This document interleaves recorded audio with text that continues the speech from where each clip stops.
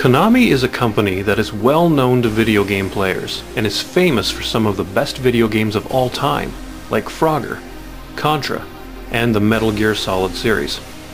However, if you were to mention a game called Juno First, you might get a blank stare. Released in 1983 in the arcades, Juno First was not as well known or popular as Konami's other hits, but it is still a very solid game that follows the familiar space shooter formula with some interesting twists. Recently, Atari homebrew programmer Chris Walton released Juno First on the Atari 2600. Let's take a closer look at this overlooked Konami port.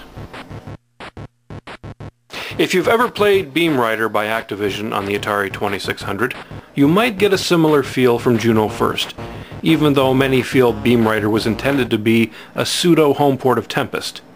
However, unlike Beam Rider and most vertical shooters of the day, Juno First allows the player to move not just left, right, and forward, but backwards as well.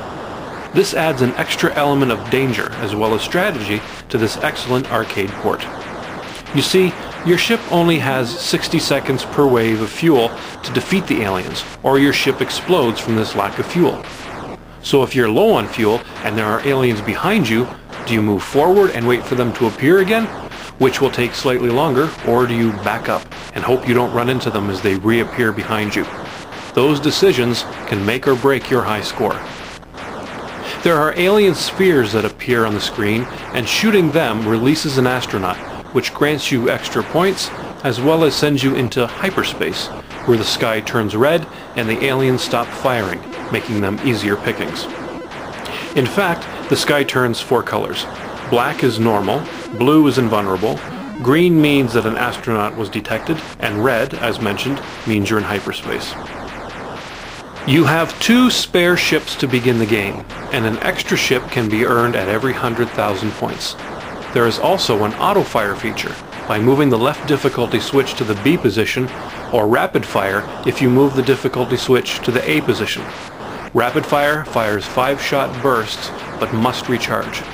I prefer auto-fire. It's easier on the trigger finger.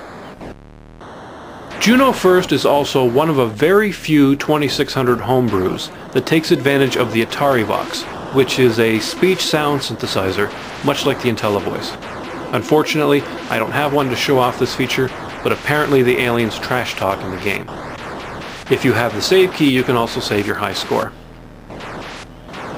Juno First is one of the best homebrew games that I've tried out of a library of dozens of excellent games available for the system.